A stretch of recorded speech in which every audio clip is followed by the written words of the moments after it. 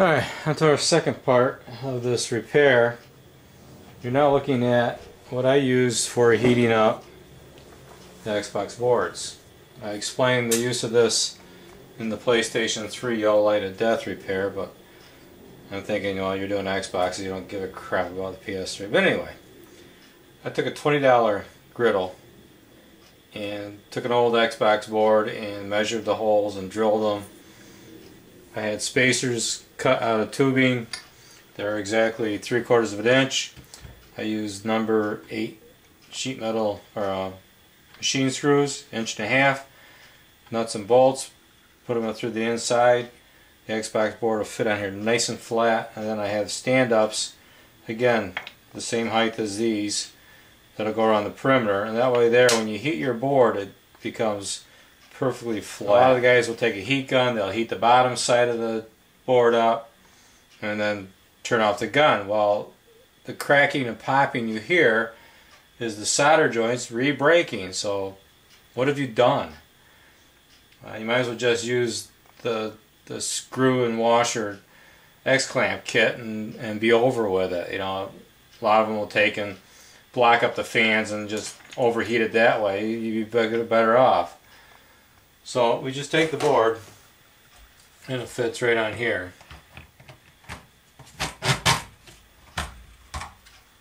And it allows it to heat up the back side. The top side gets hot, nice and hot. You should also consider getting yourself a nice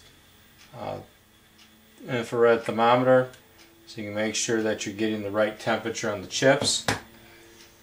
I mount it on the board. Get the stand-ups all in, and then we'll flux it and we'll heat it, and I'll show you how I do the repair.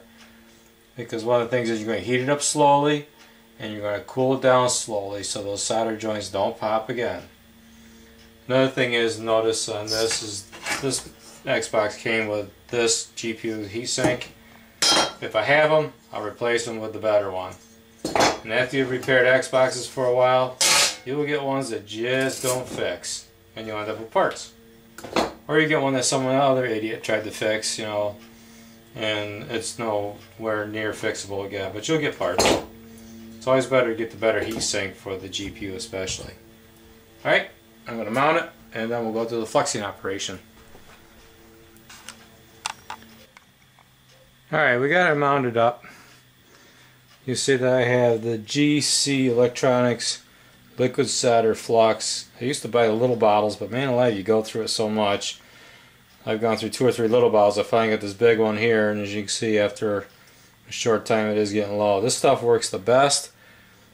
I've bought other stuff on eBay that was just really wicked thin, and by the time you got the board up to heat, up to temperature, the flux was already gone. This stuff will stay with it. If you ever have to heat the board again, which 10% of them are going to fail, no matter what you do. Even the guys with the nice reflow stations, they can't fix them all either. But if you get $1,500 and get a reflow station, if not, then the poor man's reflow bench will work just fine. I'm going to use these droplets. You can get a pack of 50 of these on eBay for like $8.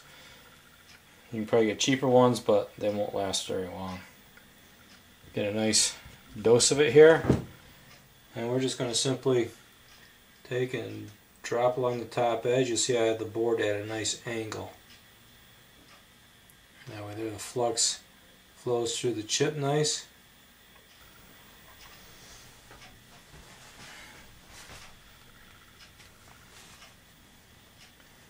I need to get the bigger chip going here.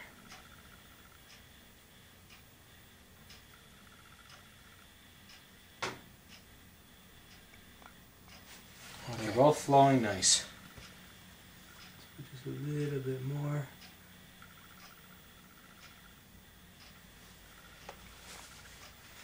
And we'll layer down and wipe off the excess around the edges. You don't need to, but it just makes a nicer job.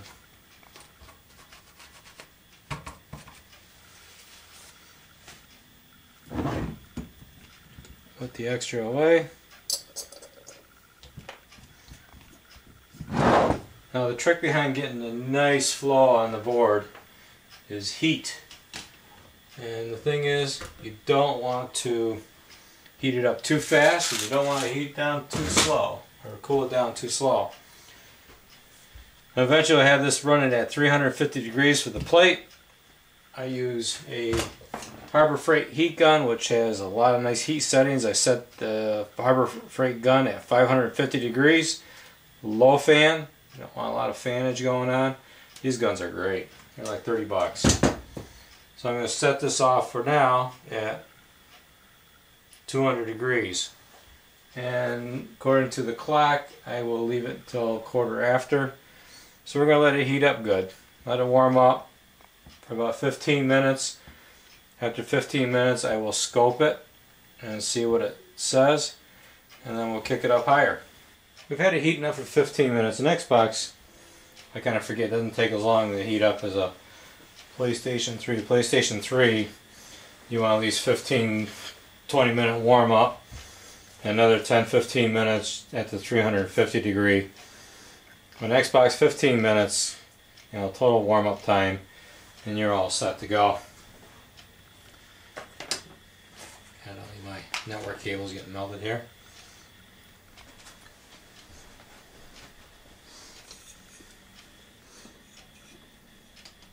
Alright. I'm going to take and set the heat gun. It's already set for 550. See, I've already done a couple Xboxes today. Gonna let it warm up pretty good. Just to show you where this thing is at now. Here's the infrared. One chip's at 218. There's a 213. They're ready to be heated. Heat the board up. It takes all the moisture out of it, makes it nice and straight, and we're ready to go. Now what I'll do is I'll heat the two main chips for about 45 seconds, especially since they still have the epoxy around the edges. At 550, the smaller ones here, here, and here. Since this one here isn't the newer chip that sits on it, it's all soldered in, won't touch that. Heat this, heat the two memory chips here and here, for about 30 seconds apiece. Yeah, we got an infamous clock here ready to go. I'm going to start at the 9, and we'll start with this side over here.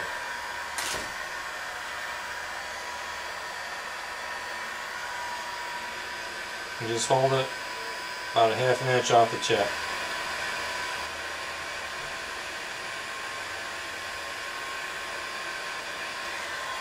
This will show you what the chip gets up to.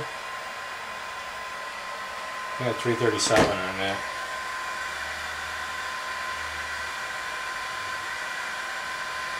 I think that's a bit much. The chip kind of dissipates some of the heat between that and the solder joint. Don't worry about it. I've heated these as long as a minute.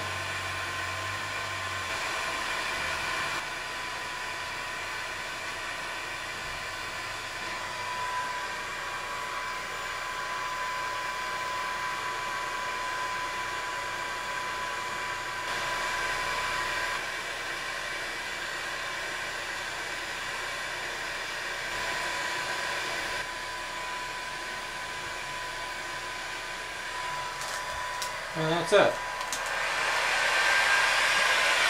Let the gun cool off. I'm afraid we're not going to melt something.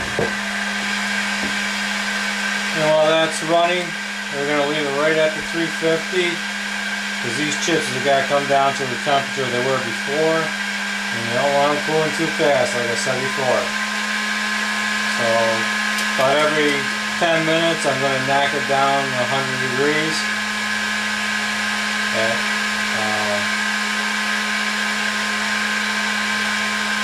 sum up. We're going to bring it down to 200 and let it sit there and go for about 15-20 minutes like that, and then we'll put it on warm. It's about 45 minutes an hour process to heat one of these. We shall return.